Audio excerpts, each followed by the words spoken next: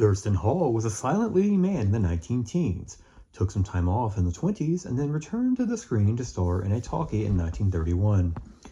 But then he shifted to strictly character work. Why? Join me as I investigate. Thurston Hall was born in 1882 in Boston. I couldn't find much information about his childhood, but one source indicates that he did well in school and wanted to attend Yale. But instead, he left high school and began touring in theatrical companies in his teens. At the age of 22, Thurston made his Broadway debut as Mr. Bob in the popular comedy Mrs. Wiggs of the Cabbage Patch, which ran for 150 performances. After hitting the road and starring as the title character in Ben-Hur, among several other roles, and even forming his own stage troupe that toured Australia, New Zealand, and South Africa, he returned to Broadway in 1914 to star in the Victor Herbert musical The Only Girl, demonstrating his strong baritone singing and dancing skills. Playing Alan Kimbrough, he introduced the songs Be Happy Boys Tonight, Here's to the Land We Love Boys, and You're the Only One for Me. The popular musical ran for 240 performances. After that show ended, Thurston decided to begin acting in motion pictures and was signed by the Lubin Company in 1915. He made his film debut there, starring as the title character in The Earl's Adventure later that year. He also starred in the surviving Sweeter Than Revenge with Octavia Handworth and Rosetta Bryce, playing a man who wronged his fiancée by framing her so he could marry another woman, only to be confronted by the first woman seeking revenge later in the film. The Lubin Company unfortunately went under in 1916, so Thurston went looking for work elsewhere, which he quickly found at Fox. Fox cast him as Mark Antony opposite Theda Bara in their incredible 1917 production of Cleopatra, which was the #1 film of the year and is the most sought-after lost silent film, although a few fragments have been found recently. The film was also a critical hit, with Thurston getting a great notice for his acting in moving picture world. Thurston was almost overnight a prominent silent leading man. Later in 1917, he moved to Paramount, where he starred with Dorothy Dalton in Love Letters and The Price Mark. 1918 was his biggest year yet, and he starred in 10 pictures. Highlights included Tyrant Fear with Dorothy Dalton again at Paramount, and The Brazen Beauty, which was his first pairing with Priscilla Dean at Universal. He was reteamed with Priscilla Dean, this time in a crime drama entitled The Exquisite Thief, one of her many crime dramas directed by Todd Browning. Thankfully, a partial reel of this film survives, showing Thurston as the wealthy Lord Chesterton, who trails his thief, Blue Jean Billy, Dean, to her hideout only to surprise her with some news of his own. He's actually a thief known as Algernon P. Smythe. Thurston was directed by Browning at Universal again in 1919 in The Unpainted Woman, which also starred Mary McLaurin. Thurston appears to have been freelancing for the next 4 years, appearing in films at United Artists, Selznick, Stoll, and Park Whiteside. Some memorable films from this period include Idle Hands, which also starred Gail Kane, and The Iron Trail, which also starred Wyndham Standing and Reginald Denning. After starring in 1924's Neglected Women at FBO, Thurston decided to return to the stage full-time again, although he had appeared sporadically on Broadway between 1917 and 1922.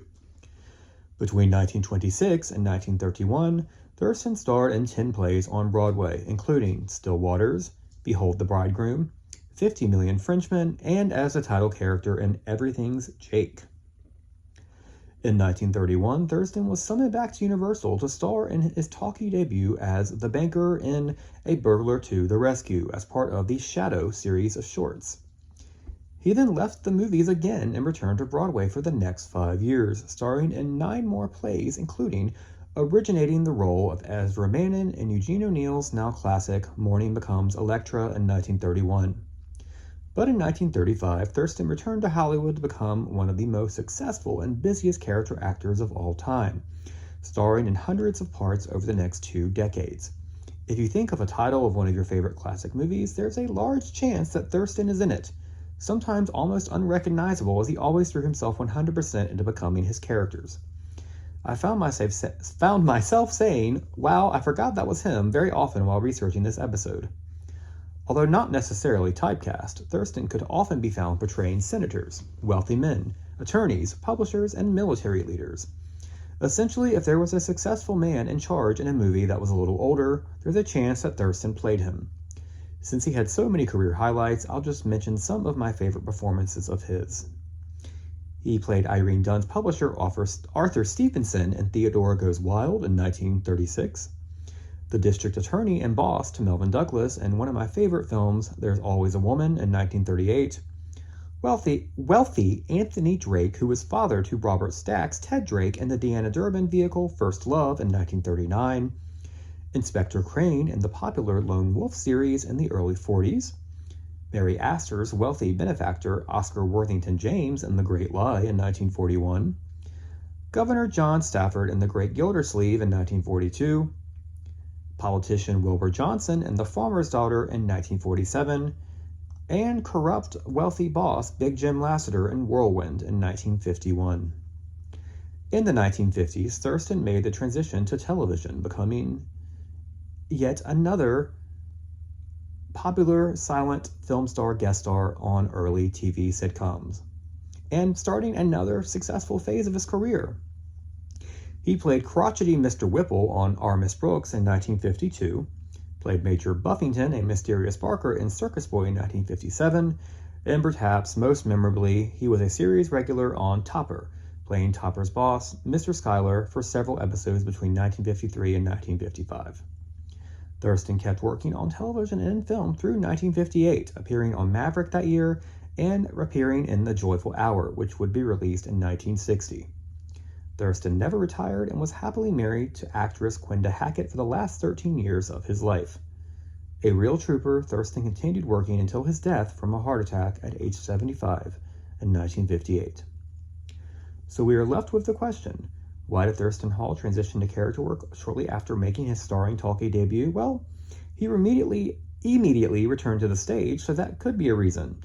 Also, being in his 50s, he had reached character actor age, which was fine with Thurston, as he went on to have an even more successful career in those type of roles.